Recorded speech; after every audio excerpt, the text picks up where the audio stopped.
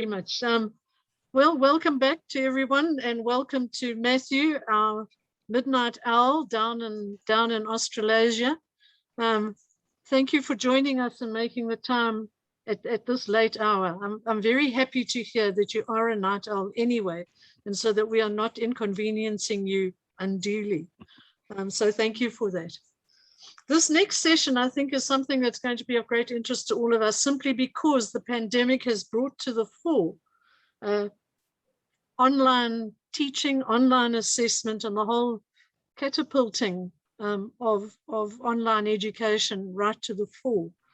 So the session is entitled, "What can we learn from the assessment of online courses in higher education?" And I think we could probably say, what can we learn from the online assessment as well as the online courses? Matthew is going to kick us off. His presentation is entitled "Balancing Tensions, Authenticity, Integrity, and Scalability in Online Assessment in Higher Education." Matthew specializes in digital assessment in higher education and is currently working as an e-assessment academic at Macquarie University in Sydney, Australia, and he is currently in lockdown. Matthew is co-chair of the International Transforming Assessment webinar series as the e-assessment specialist interest group under the Australasian Society for Computers in Learning in Tertiary Education. Matthew, we look forward to hearing from you. Thank you.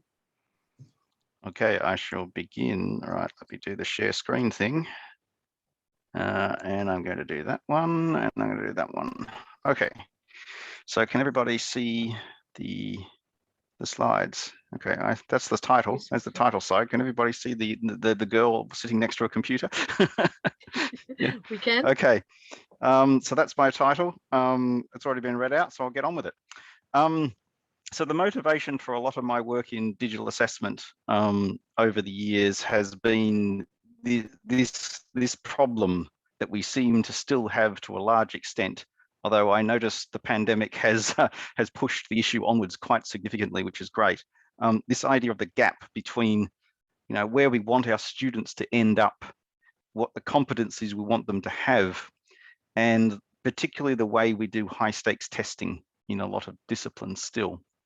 Now, I do acknowledge there are places and room for standardized tests and things like that. But I think I would argue that there is way too much use of this in higher education. Given what we're trying to do with our students, it's often a terminal degree for many students. It's terminal education. They get their bachelor's or master's degrees, and then they're supposed to go out there and be productive members of our society. If the world of work is messy, if it's rich, if it's wicked problem solving, if it's social interaction, if it's using a variety, a plethora, if you will, of digital tools to solve complex problems, yet we assess students' capabilities by sticking them in an isolated room, tell them they're not allowed to look at the internet, they're not allowed to talk to their friends, and by the way, the only thing you got to do to demonstrate your competency here today is a pen and a piece of paper, two of which are probably rarely seen anymore in actual practice out in the workplace.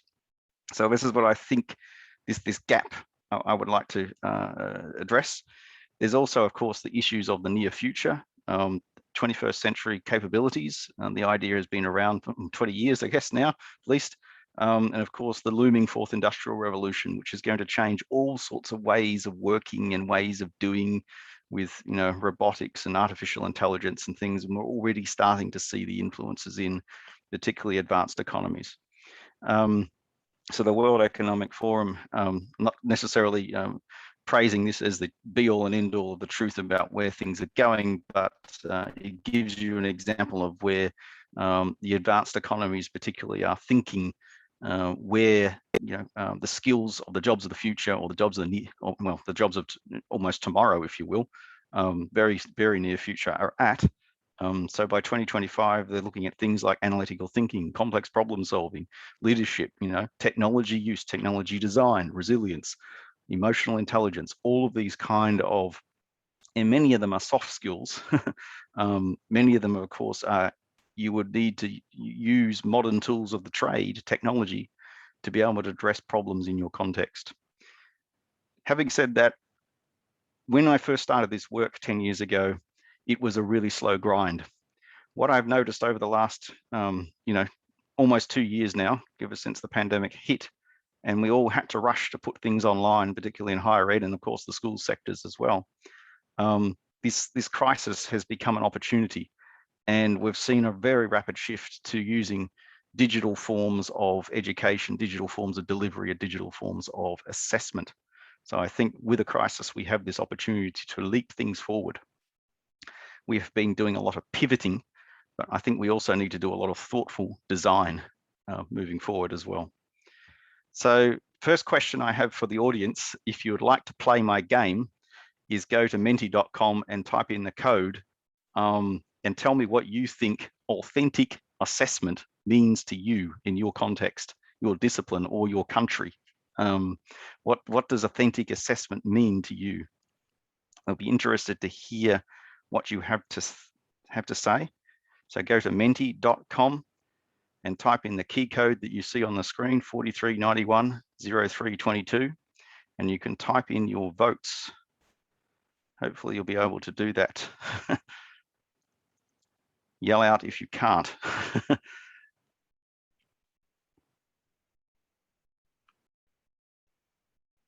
Hopefully it's working.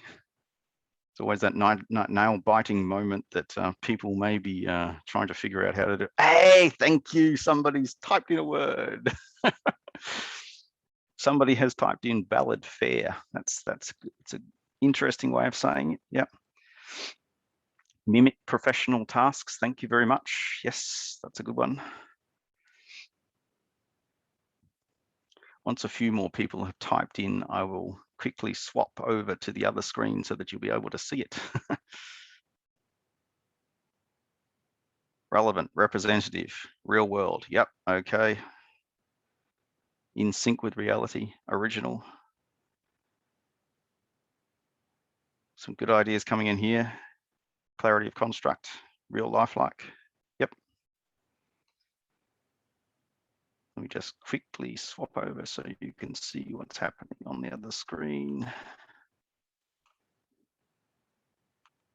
we go. So now you can see what other people are typing in. So you can see we're getting this idea that authentic assessment has to, I suppose, represent or mirror or I suppose be representative of the complexity, the real world. Criterion referenced is one thing we go about, how we might go about assessing authentic kind of outcomes, reflects the real world, etc. Yep. Sunday, you've got your microphone on. If you could shut that off, it'd be great. Thanks, mate. Okay, let me just swap back to the other one. Swap back to my slides again. Where did my slides go? Oh dear, there we go. Okay, share. So thank you very much for participating, folks. It was interesting to see your perspectives on what we think authentic assessment is. I've of course got my own ideas of what I think it is. The literature has its own ideas of what it thinks it is, but in general, I think it's probably representative of practice, wherever that it may be. If that's in the health sciences area, if that's in business, if that's in arts, if that's in engineering, what we want our assessments to do is represent the capabilities of where we want our students to be capable in their professions or their future or social lives. Characteristics are things like rich, wicked, messy. Reality is not neat and tidy. So I think our assessments need to push our students to solve those kinds of problems.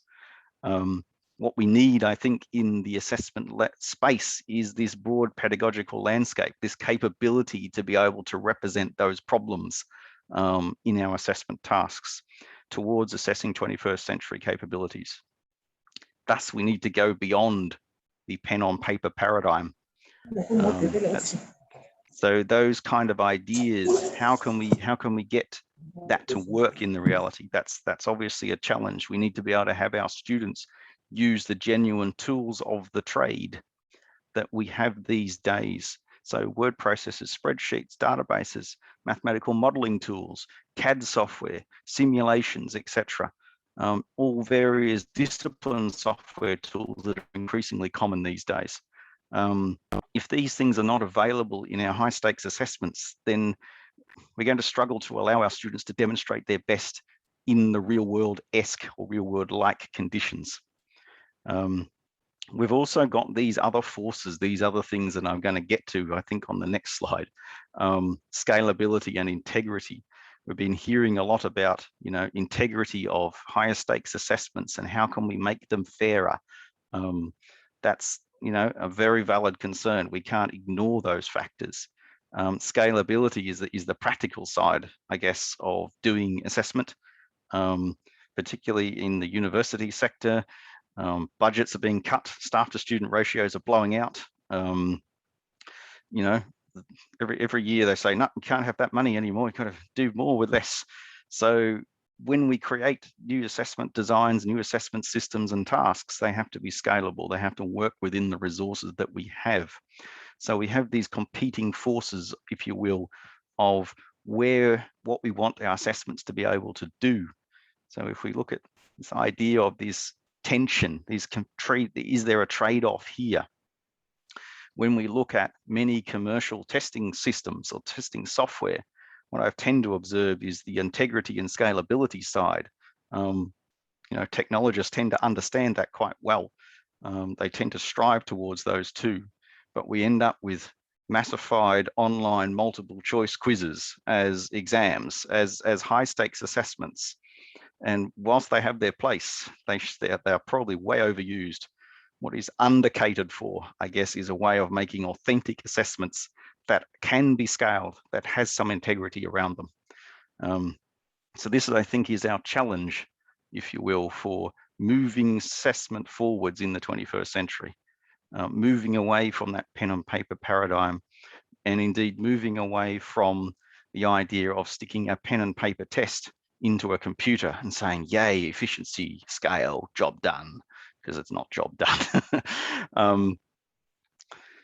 Okay, so the next one I want to try and test people on is this trade-off. Sorry, I've got to go and swap to the other screen so I can move it on to the next topic. I'm fighting a whole lot of windows here at once. Present, is that going to work? Yes, okay, that one should be starting now. So here's my question to you. If you have to pick, you can only have 2 out of 3, which would you pick? Would you go for authenticity and integrity? Would you go for authenticity and scalability? Or would you go for integrity and scalability? Which 2 would you prioritize if you could only pick 2? Now, I realize that's going to change according to people's context and what their priorities are. I can imagine, a standardized testing system is very focused on integrity and scalability. In higher education, maybe we have just slightly different priorities. Well, let's see what you think. Hopefully you found the link, menti.com, use the code again, and you've gone to the webpage to type in. Okay, we've got some people responding. Excellent. Ooh, here's an interesting turn up for the books. Okay, keep voting, folks, keep voting. I will swap my screen over very shortly. I don't want to let the cat out of the bag, as they say, too soon.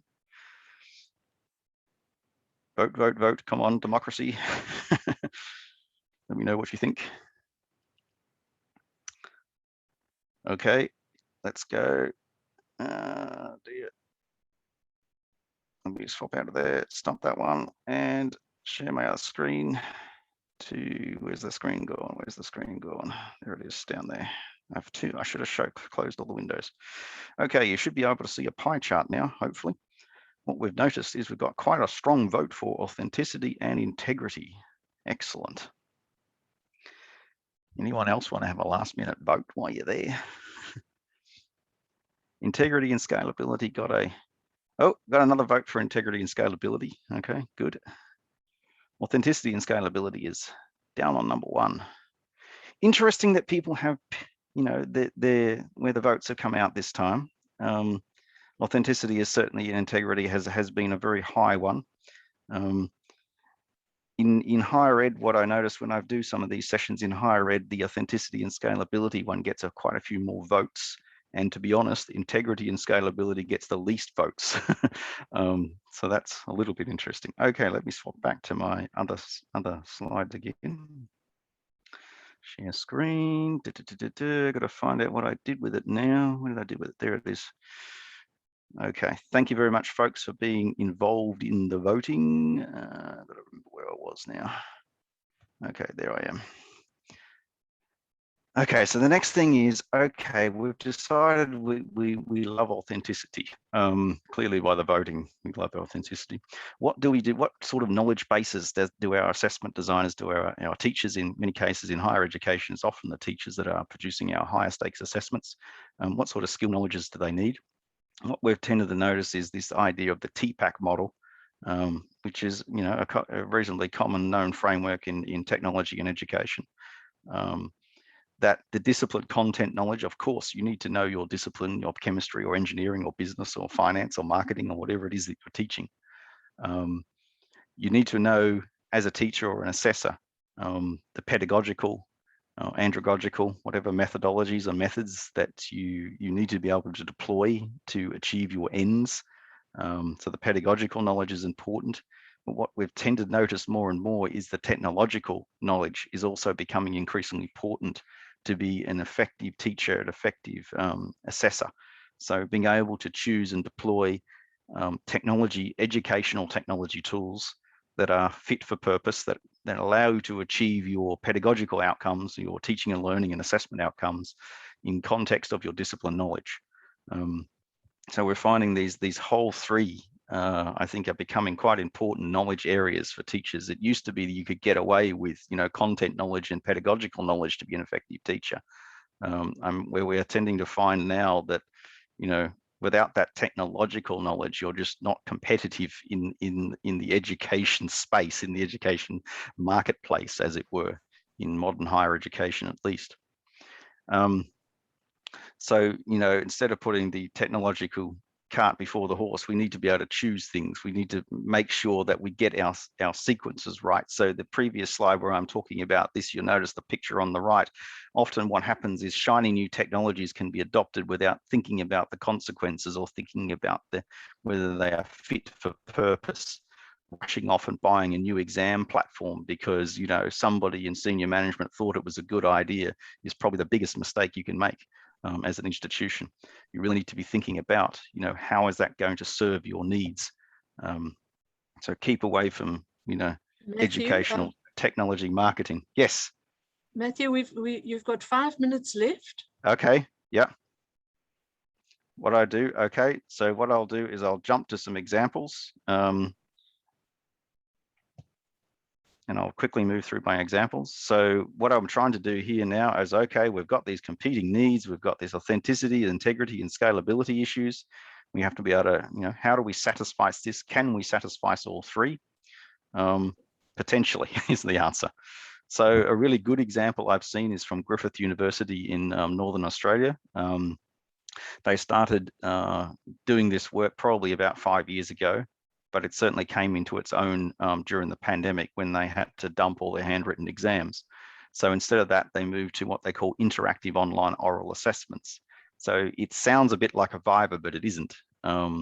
Using, of course, modern technology like Zoom, for example, the idea is to set up a relatively authentic scenario that the student needs to work through with the assessor as the person that they are interacting with.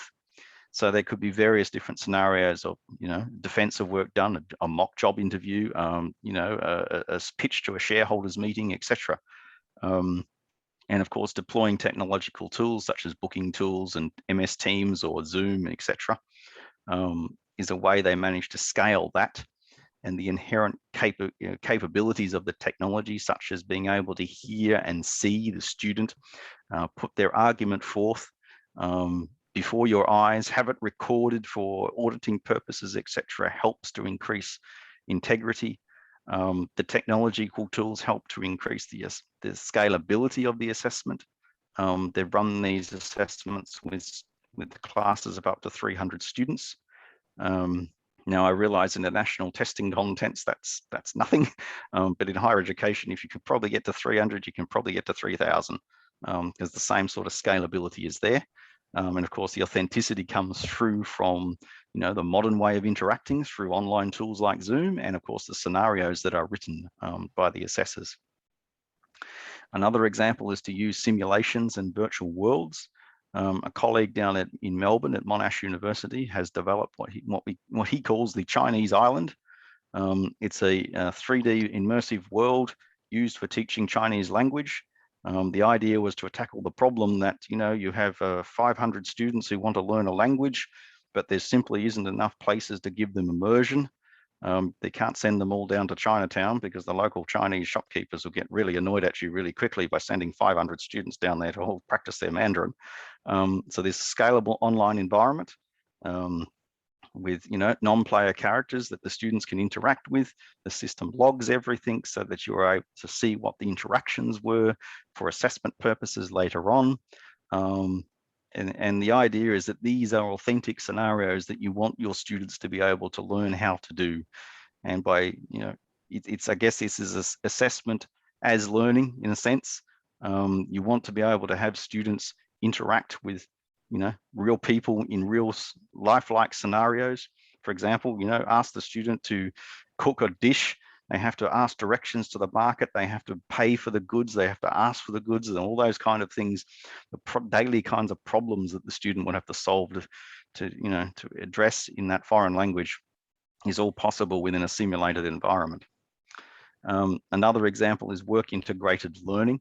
Particularly, we've learnt this in the pandemic, that trying to have students go off to placements in the pandemic has been problematic. We can use a mix of simulated environments and of course, there's things like online meetings and consultations via Zoom with industry partners to have consultation sessions or question and answer sessions with them, and problem solving sessions, etc., to work through case studies or scenarios that might be put in a virtual consultancy style scenario in the online environment. So I think I'm just about up with time. Let me know, where am I at with time? You've got a minute left. I've got a minute left. Okay. So something a little more perhaps towards the easy end of it. Most people have learning management systems in their university. This is a project, a very quick overview. Starting off simple assessments, we use Word documents or quizzes online, like in Moodle. And then you start to add extra features or functionality to make your question designs more authentic. So using things like the Moodle close question type, you can make complex questions. You can add pieces of software. So you ask the student to download a piece of software, interrogate the simulation that you have in the spreadsheet, for example, and then respond via the form. So the online quiz gives you a degree of efficiency. It could potentially be computer marked, but we've got more of an authentic kind of environment, getting students to use software like a spreadsheet to interrogate a simulation in order to answer a question. Taking that a step further, you might, for example, ask the student to make something. So here's an example of a Scratch programming problem. You set the specification, the student goes off and codes it. They upload and attach the file to the quiz so that you've got some efficiencies with digital submission, more authentic through the fact that you're using an actual real piece of programming software to solve and present your solution as a student, vis-a-vis old-fashioned computer programming exams where you're expected to write the code with a pen on a piece of paper. So I think I'll leave it there. I've got a whole bunch of references if you would like to keep reading about a few different things that I've covered there. But thank you very much for your contribution so far. Here's my contact details. It'll be captured in the recording. I will stop my sharing. Matthew, thank you for that. Yeah, fascinating stuff. I can see the Australians have benefited well from your experience and your imagination. So thank you for that. Just to let participants know, the slides of our presenters as well as the recordings will be made available on the IAE website after conference. So Matthew, we will get to see all those other examples that you obviously have there that we haven't been able to see yet. So Sure. thank you very much indeed.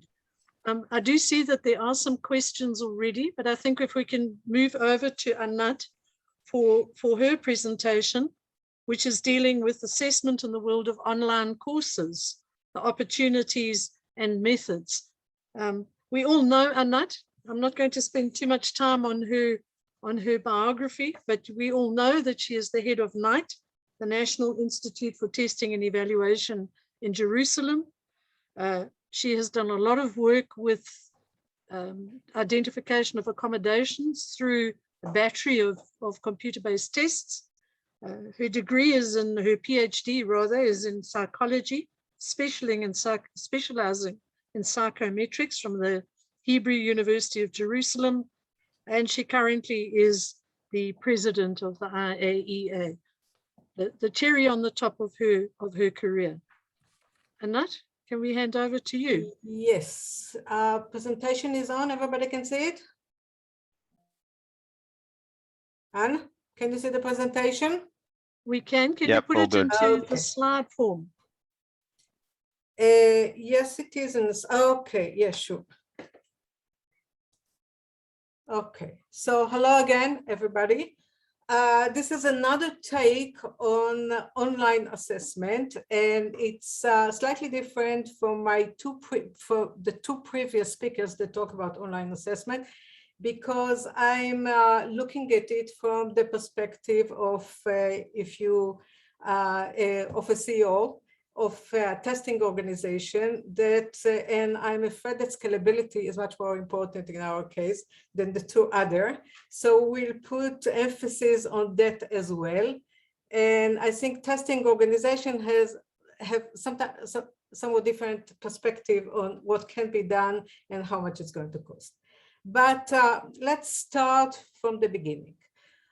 This presentation is actually based on a literature review conducted by some colleagues, Avi Alaluf, Gior Alexandron, Sarah Karp-Gershon, and myself, and it was titled Measurement and Evaluation Online Courses, literature review. And this initiative, or the purpose of this literature review, was focused actually on university faculty. What we try to do is to devise some literature review that we can hand over at some point to university faculty, teachers, teaching assistant, people that don't have very much knowledge about assessment.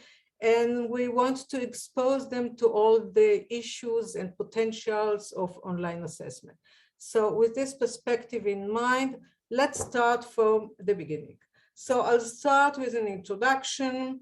We'll do, I'll present some classification of online academic courses, classification of assessment method, and then what we'll try to do to the best of our ability is to map assessment method to course characteristic, which is actually what a faculty needs to do. And there's just minor, I'll say just a few things about the security and ethical issues, which are quite important in this matter. So let's go to the beginning, how it all started. MOOCs, massive open online courses are one of the most significant development in higher education in the past decade. There's no question about that. The term was coined in 2008. So it's only 12, 13 years ago.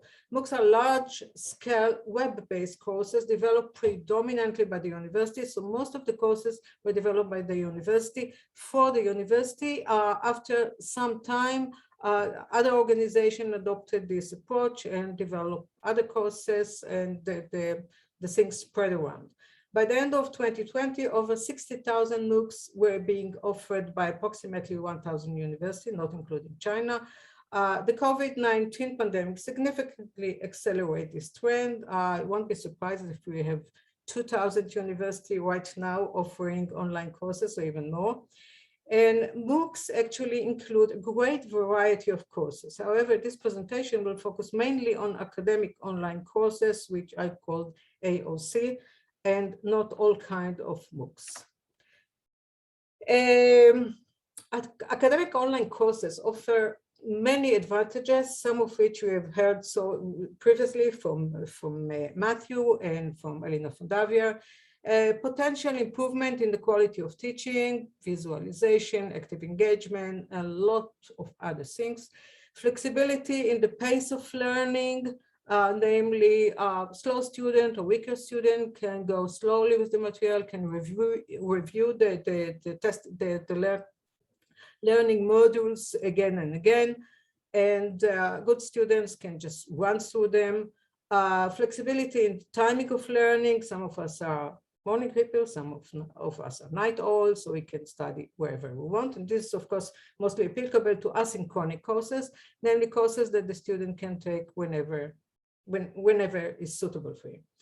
Another advantage is accessibility to large number of students and to remote populations. And this is very important. The fact that it's accessible to large number of students means that some of the courses that were limited because of the number of chairs in the class now can be offered to much bigger number of students. And that, on the other hand, presents sometimes another problem. And of course, it allows for adaptive learning and adaptive assessment, what sometimes is referred to as personalized learning. Obviously, there are many disadvantages, but the field is overcoming them slowly, but we won't go into it at the moment. So what are the best practices in developing assessment of academic online courses? First of all, academic online courses should use online assessment to assess learning product. I think it goes, we don't have to elaborate on this. It goes without saying. If we are studying online, it's just normal and it's just expected that we'll do our assessments online throughout the learning. Assessment planning should be incorporated in the course of development process. Many of us, especially academics, they teach the course and then 1 or 2 days or a week before they have to deliver the summative exam, they develop the exam. If you want to develop a good assessment, it should go side by side with the planning of the course. Both formative and summative assessment should be used, and online assessment provides great opportunities for summative assessment. And needless to say, what a significant contribution formative assessment can have to the process of learning. Formative assessment, however, should be continuous and effective, and I'll elaborate on it in a second. The assessment method should capitalize on the advantages that the digital platform offers, and this is a use of a variety of tasks and item types and collect response processes, and I'll talk about it too in a second. High quality assessment can significantly contribute to the quality of the course. So it's actually an integrative part of the course, and that's the way it should be looked upon. So what is effective formative assessment in academic online courses? The following characteristics contribute to the efficacy and validity of formative assessment. Authenticity of the task, Matthew talked about it to quite a great extent. So I guess by now you all know what we mean by authenticity. Effective feedback. Feedback is one of the key issues or key elements in formative assessment. Feedback can be minimal, namely, you provide just the right/wrong feedback, and it can be highly elaborated, where you tell the student exactly what he did right, what he did wrong, what he should have done, what he should do in order to master the topic. Multidimensional assessment approach using a variety of tasks. This is once again a very important issue, and I think it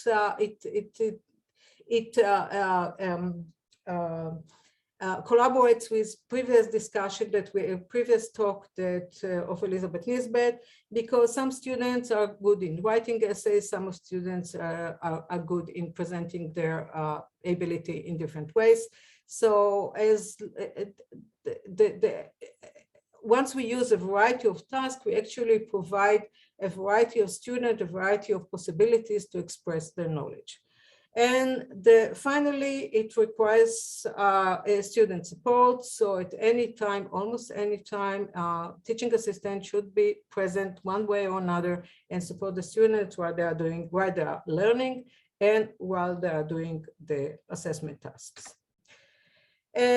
So just a word about what are response processes. Alina Fodavier talked about it extensively in her presentation, so I just browse through it very quickly. These are mechanisms that underlie what people do, think, or feel when interacting with or responding to the items or tasks, and that are responsible for generating observed test score variation.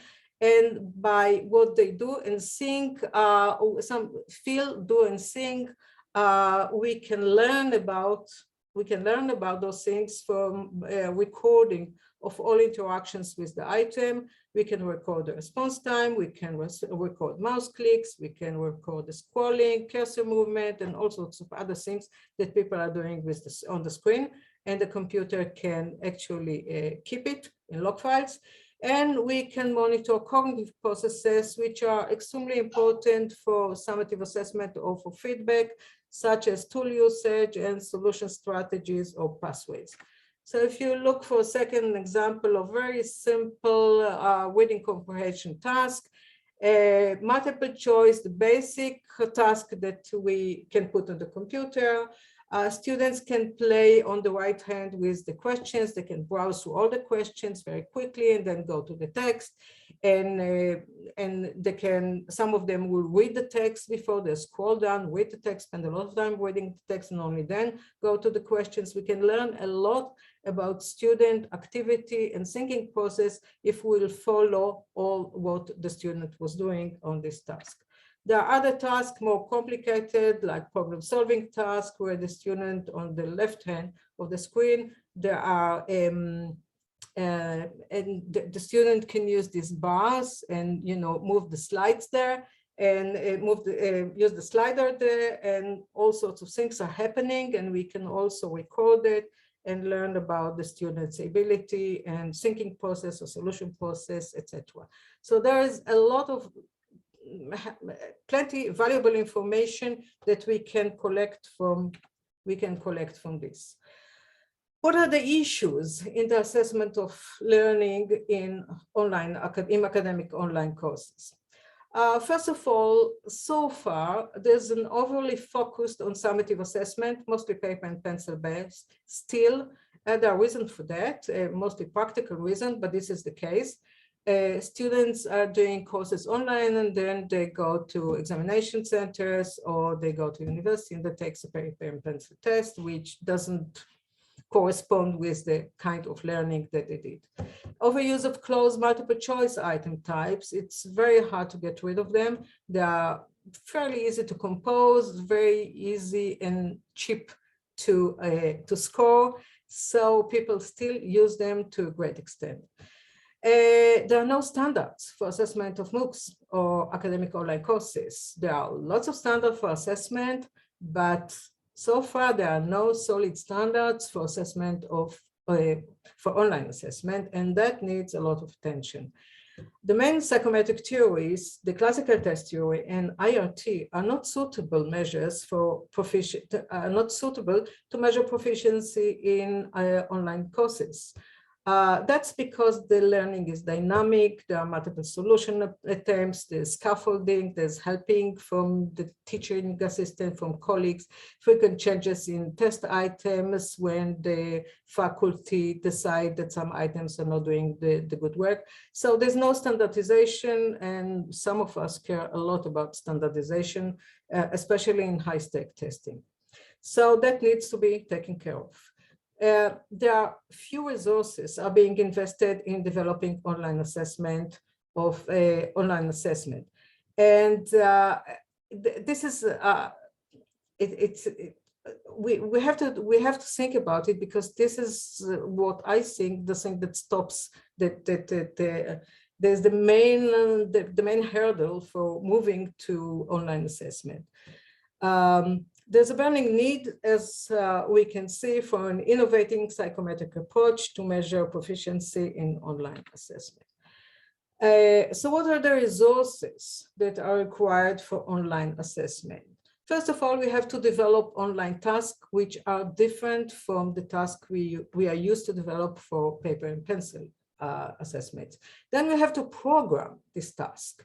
Then we have to develop a scoring rules and procedures in order to score this task. And then teaching assistant, we need teaching assistant to support students to answer questions. We need teaching assistant to grade the response and provide feedback if we didn't use automated scoring.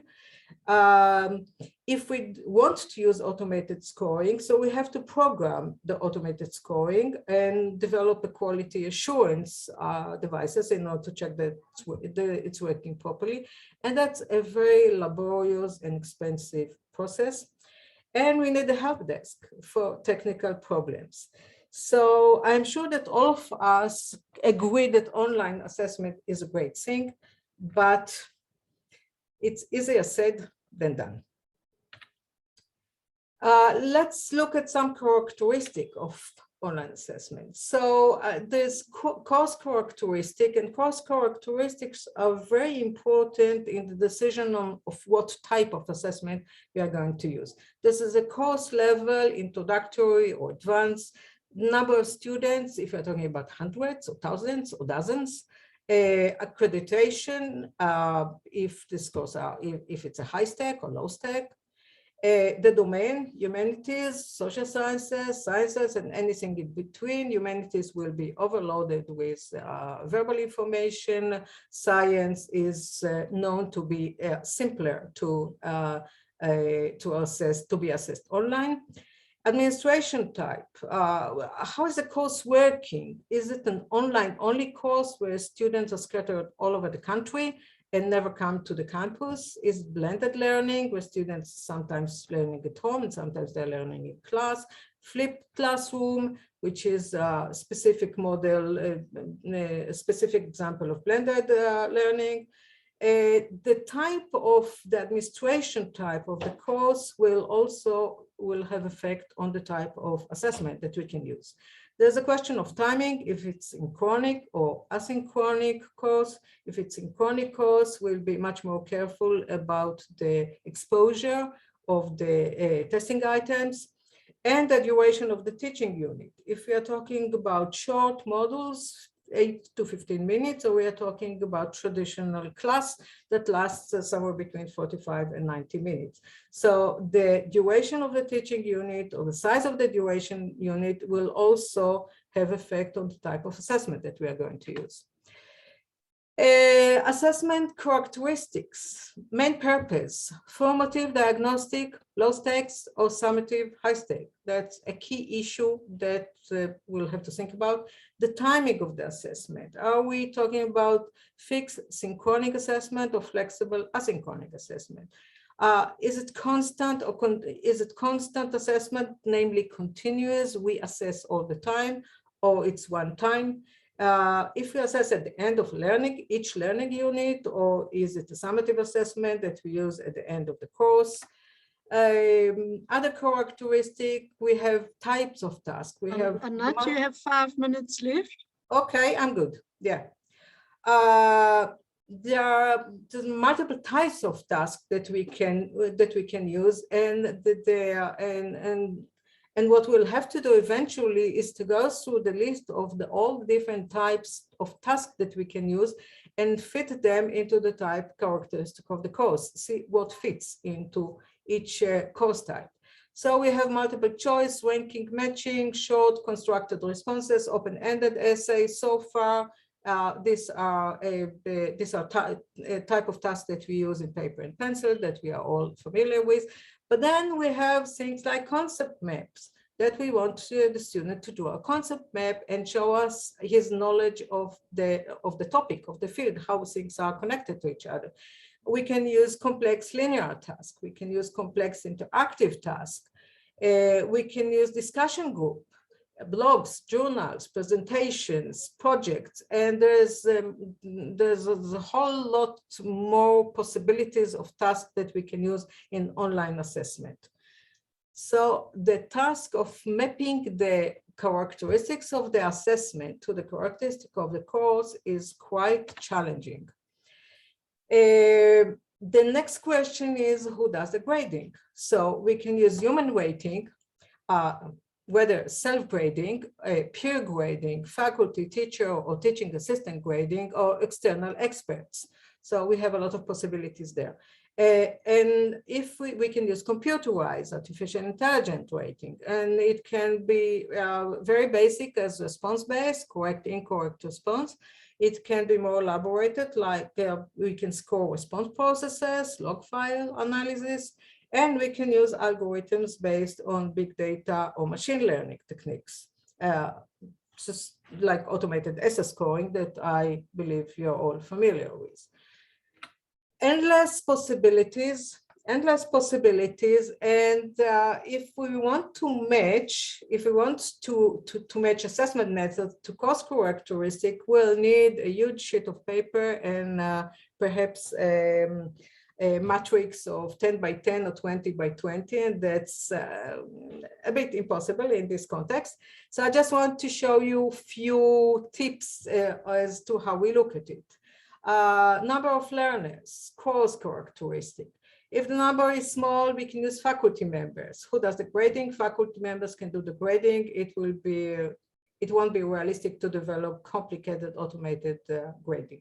If it's a very large number, if there is a very large number of students, we would prefer to use computer grading or peer weighting, because otherwise the weighting will take a lot of time and be very laborious.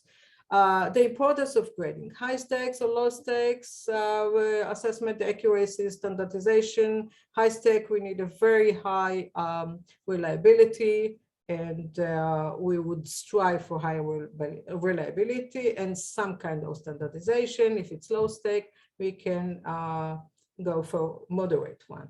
Learner diversity is another issue, if it's homogeneous or heterogeneous.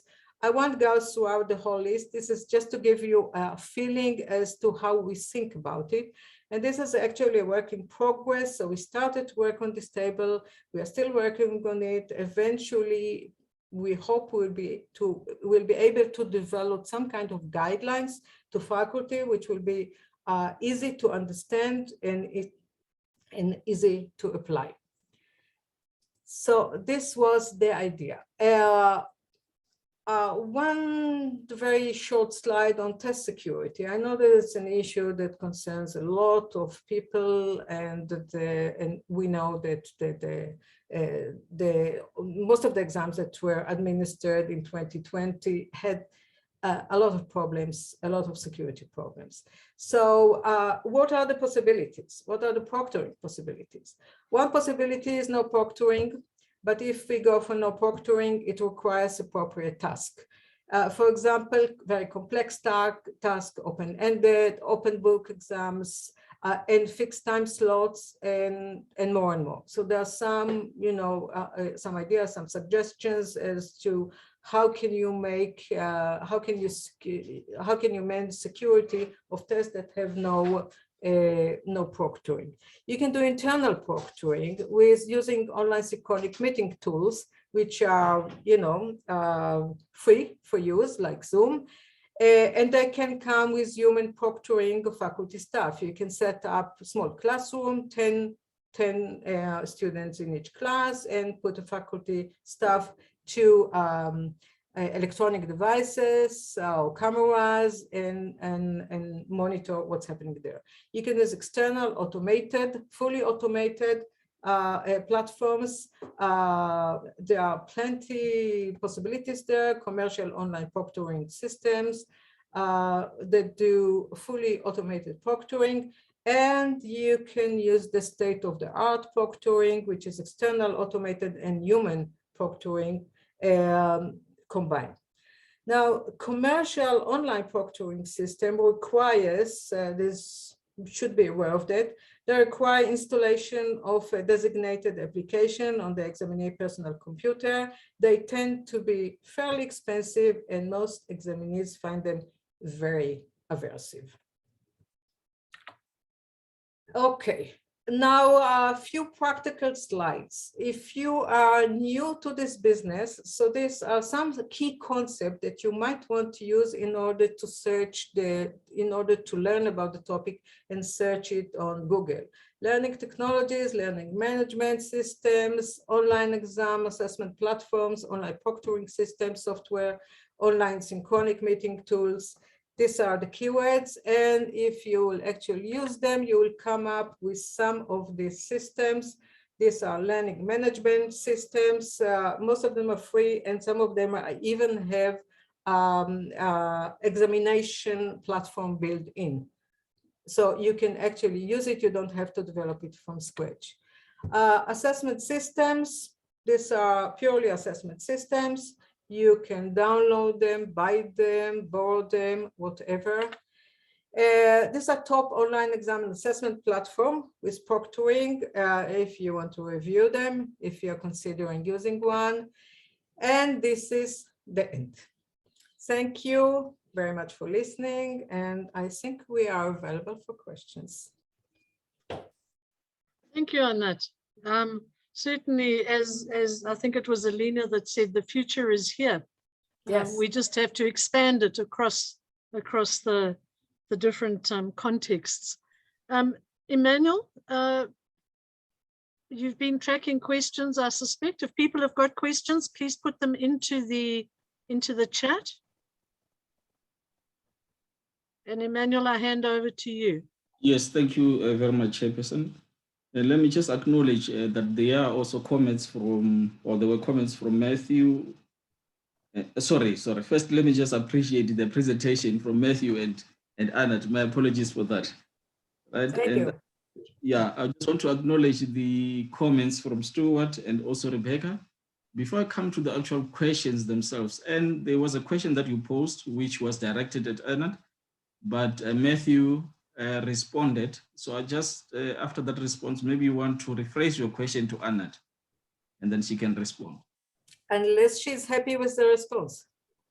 Yes. No, I'm happy about it. I just wondered whether you separated the teaching assistants who were supporting from the teaching assistants that might be doing the grading, or whether they were the same people. Not necessarily. It depends on how many teaching assistants you have available. Usually, if you're lucky, you get one teaching assistant. So it would be nice, but you know, there's reality. Yeah. Thank you. And then Matthew, do you want to add? You responded my comment was that, you know, at least in Australian universities, it's quite common that you might have a unit convener, and you might have, depending on the size of the unit, you might have several tutors who are doing tutorials and practical classes, and often all these people are doing the marking. And it just relies on the professionalism of these people to be able to say, okay, I'm teaching students, I'm helping them learn, but I'm also in the role of the assessor. So it becomes down to the professionalism, I guess, of these people. And I mean, it's an interesting question because, you know, that sort of conflict of interest, often, you know, it doesn't really come up. I guess a lot of the people working in universities just take it for granted that, you know, you have to have these different roles, even though you are in the one job. So yeah, it is an important thing, and I could see it becomes a problem if, for example, you are hiring casual staff members who are evaluated by students. Sometimes difficult conflicts of interest may arise in the slightly perverse evaluation of reward systems of employees. So I think, yes, that's a valid question to ask. Can I also answer the earlier question? I think it was from Rebecca about the applicability to school systems. Okay. Yeah. All right. No. Go ahead. It's okay. The question. Yeah. So Rebecca was asking, a lot of the research and examples are placed in higher education. What do you think is the extent to which the results can be applied to the secondary and even primary education? My answer would be it depends. I think, yes, a lot of this stuff can be applicable, but to certain extent. depends on the control of the teachers, depends on how tight your curriculum is, depends on the resourcing, depends on the number of students. If we just think about, say, for example, the economics of it, in this state where I live now, New South Wales is the state. We have around 73,000 students studying the final year of high school. And there's about 100 odd different subjects or exams that they can study. Now, in the university where I'm at, we have about 50,000 students, but we also have about 20,000 subjects. And each one of those subjects maybe only got 200 to 2,000 students. So the economics of developing authentic assessments tasks, if you've got 73,000 students, maybe 10,000 of them are studying your maths class, then you could probably afford to deploy a lot more resources to create really great assessments if you were having a final exam on a mathematics, because you're servicing 10,000 students, versus in university where you may be only servicing 200. And that same employee has to then make many assessments for different units. So I think there are some different dynamics that happen between higher education and between school systems and maybe even mass testing systems like Anat is in charge of. So yes, I think there's some applicability to the ideas of authenticity and scalability and integrity and how we deploy computer systems and what systems we choose. But we always have to think about what our context is as well. So, yeah, it's a non-answer, and it depends on your context. Yeah. Yeah, and there's another issue, and this is the IT mastery of teachers, because many teachers haven't mastered the IT tools, and they're actually afraid of technology, and they won't deal with it. So that's why I brought up the TPAC idea. yeah. So that's another thing that plays a major role in application of assessment. And if I might just throw in another wrench into the whole working, there is the proctoring situation, of course, with minors, which is also making it even more complicated. Yeah, it's been controversial. The shift to online during the pandemic, particularly for exams, universities have tended to jump onto online proctoring services. Some of them there was backlashes from students in many countries about this. In Australia, we've also tended to back off. Some institutions have stopped doing that. Yeah, there were lawsuits. Yeah. In my own university, what I've tried to do is promote the idea of online invigilation that does not suck. So can we develop an approach that's kinder, that considers things like privacy, considers things like, putting students first. So, we are doing online invigilation, we're using Zoom, but we're making sure that we are staffing it ourselves so that our staff have relationships and a stake in it, and are aware of the context of the students. We have trained invigilators that are trained by our central examinations office in the university. And we are running online examinations with invigilation, but it's controlled in-house so that we've got that connectivity. We've got the problem solving behind it. So the student experience has been a lot better. And I feel that the student feedback, they feel a lot more comfortable with that scenario versus an outsourced proctoring company where you get a random person allocated and the rules are really limited and there's a lot of technical, hoops to jump through, and the students just feel it becomes too stressful and too overwhelming for them. Students just hate it. They won't participate. Some cases in Israel and summative assessment in some courses, students just refuse to refuse the external proctoring. They saw it as invasive act. They were afraid that some company will take over the computers and will suck all the information from the computer and or infect the computer. It's very problematic. Thank you. I'm allowing this conversation, colleague, because I don't see any other questions. We have 2 more minutes. So Matthew, if there's anything that you want to add, and Anat, feel free. Yeah, no, I think we're just starting on the journey, aren't we? Yeah. We should go there. We don't have a choice. This is the future. There's absolutely no question that the field of assessment is going to go there. and we have to start studying it and make, you know, baby steps, but move onward. There's no other choice. Yeah. Yeah. I mean, we also have to listen to the stakeholders. We have to listen to our students. You know, when the students say, I don't want outsourced proctoring services, we should listen to that, you know, and we need to think. We're very intelligent people. We can think around these problems. You know, I think we'll be able to think our way through it. At least I think we're starting to think our way through it at Macquarie University, and the way we're approaching the problem of, you know, how do we have authentic, scalable, higher stakes assessments with integrity. We're getting there. I won't say we've solved the problem, but we're a lot more mature, a lot further down the road than we were, you know, 2 years ago. So, yeah. Yeah. No, Yeah, and organizations like this is where we should share that information, share that learning. Yes, absolutely. Yeah.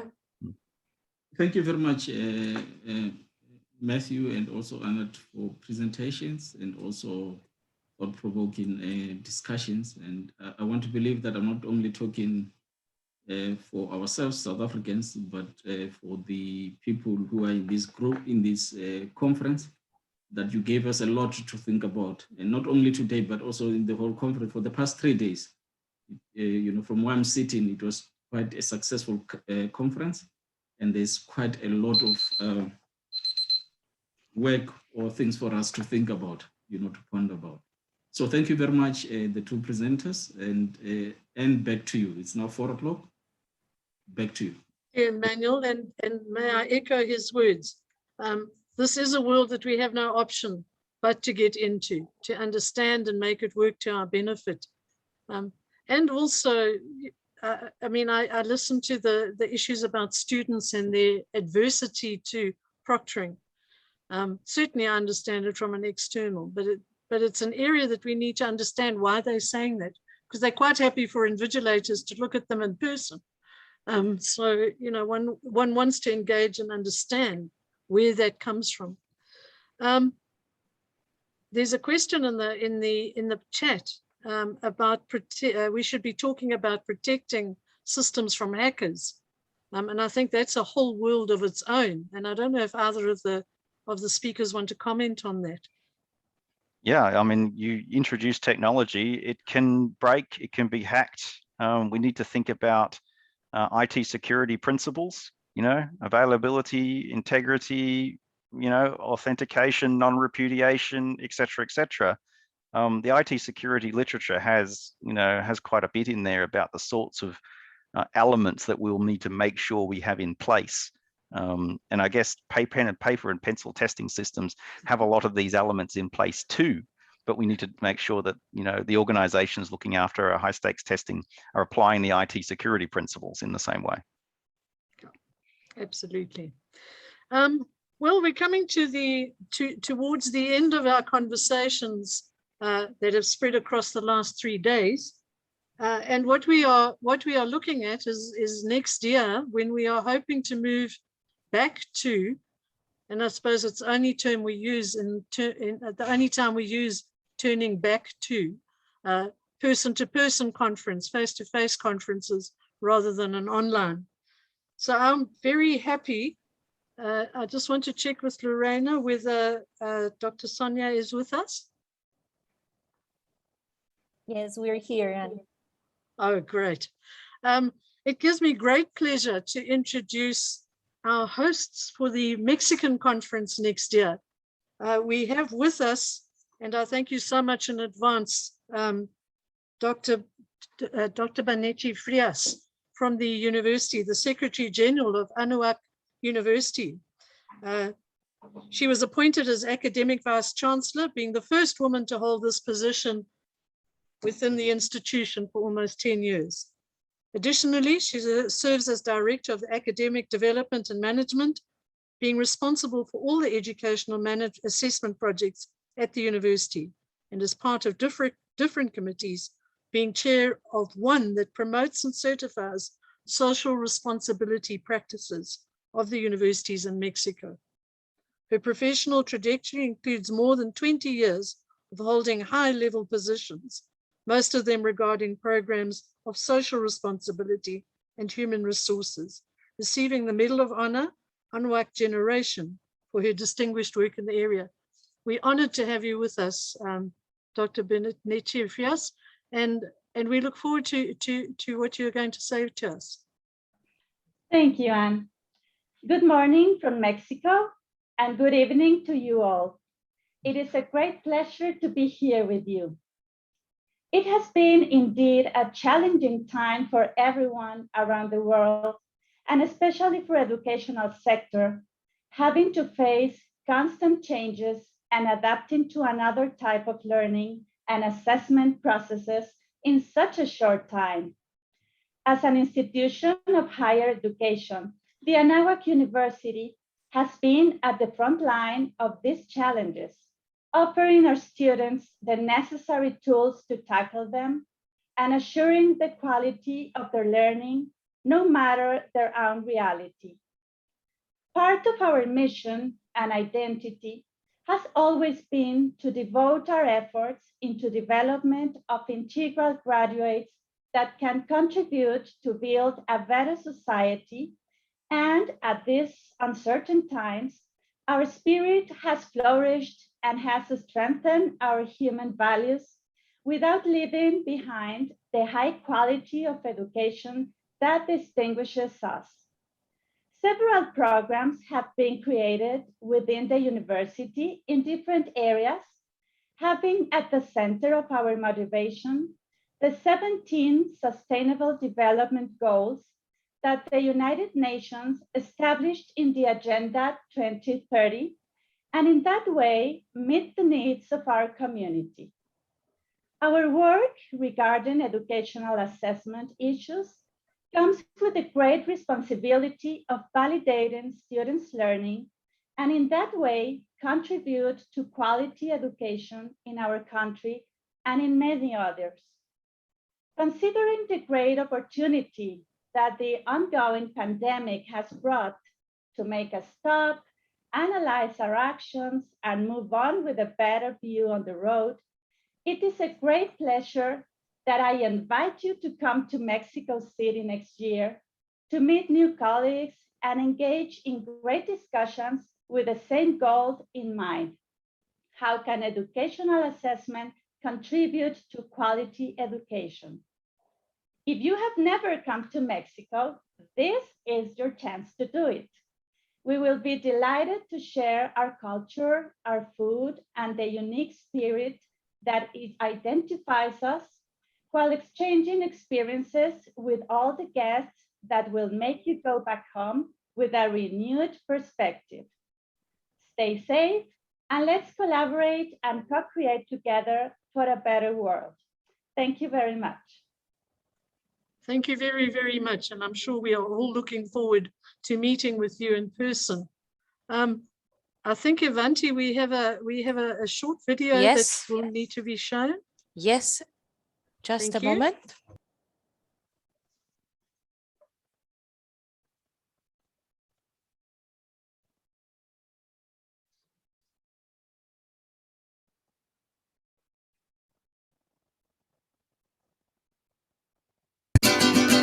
Mexico, a place where nature, history, and traditions come together.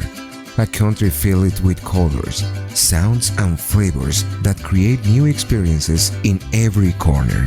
Where music is our voice and our food is life for all. Where the mortal meets the spiritual and the animal meets the human. A country of many faces and diverse realities that move with a single heartbeat.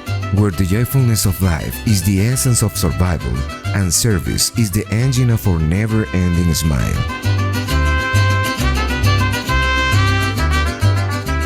Mexico, as most of the countries around the world, faces the constant duty of providing tools to its people that will help them flourish in a changing society with social, economic, and educational challenges.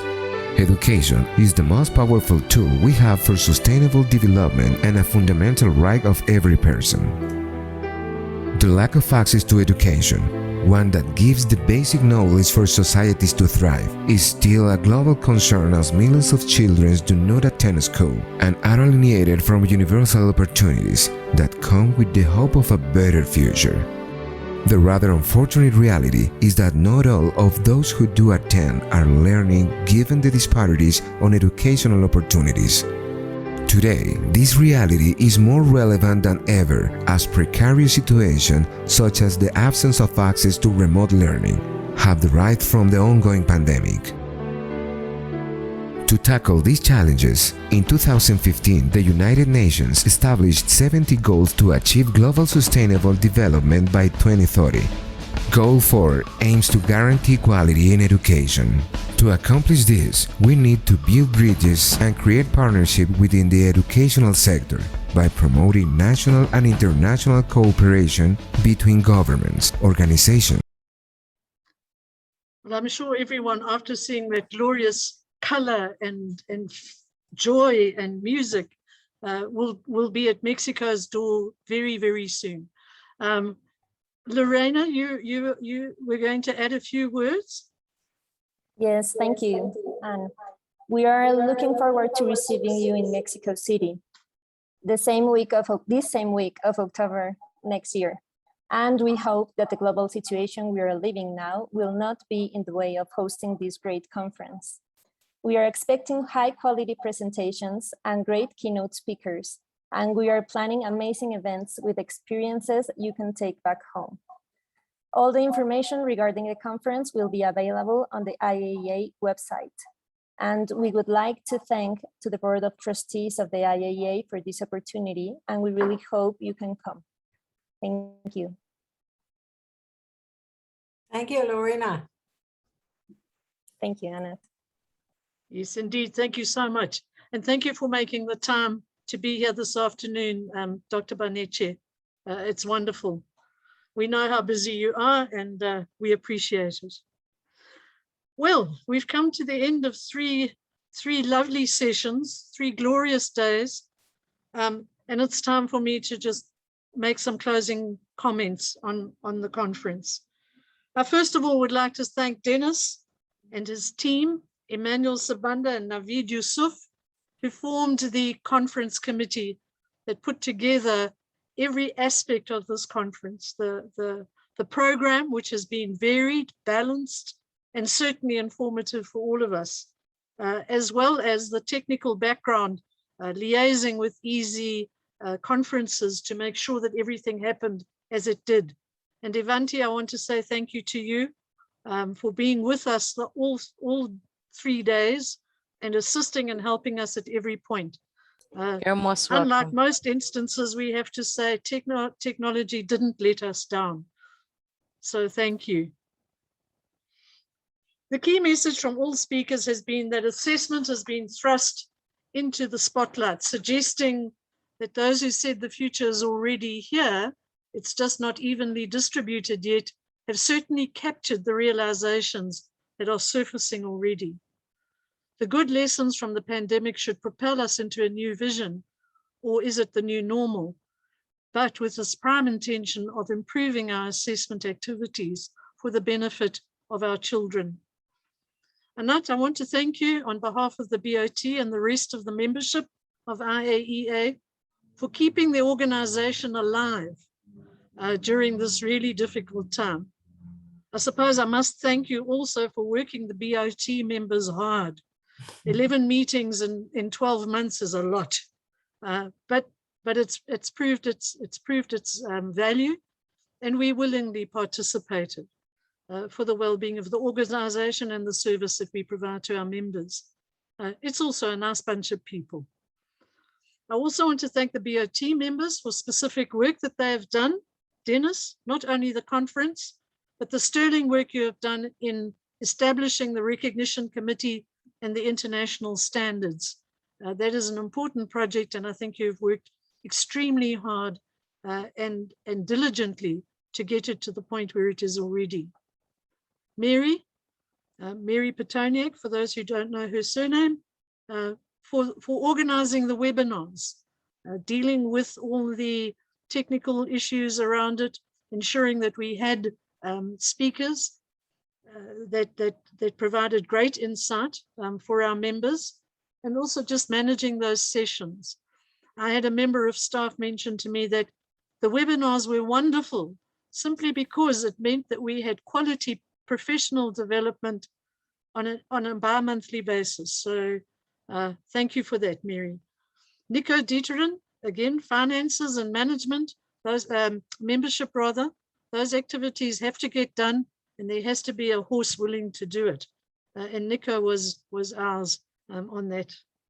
I'd also like to mention the other board members, of course, Shezad Jiva for his valuable contributions, Pate Bar, whom we haven't heard from for a little while.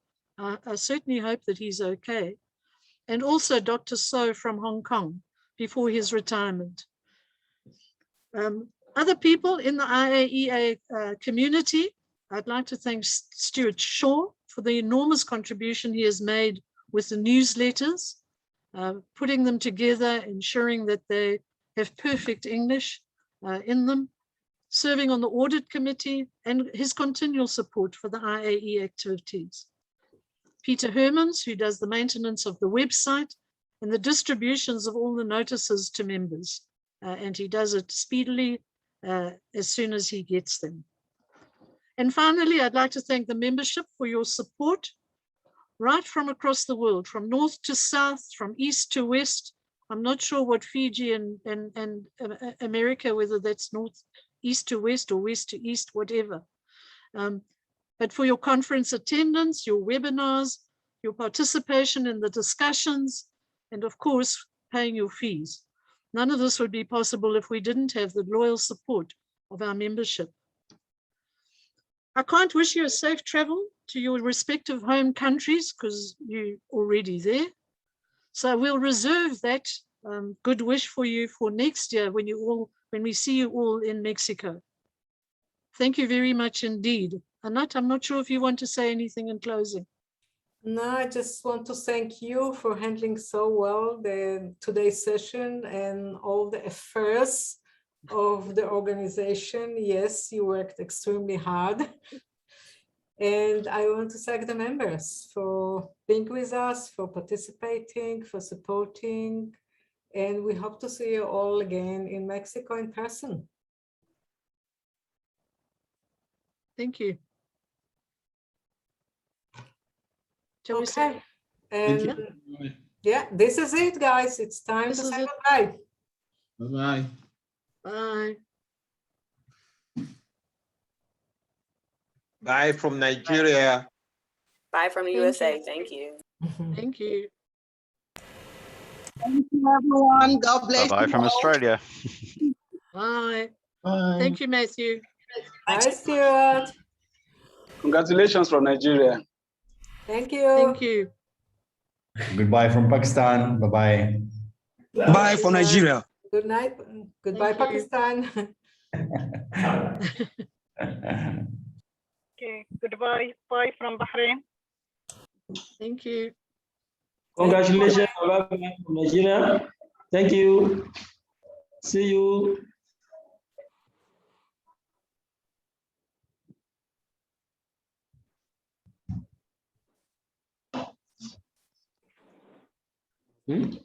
We'll see each and every member as they go away.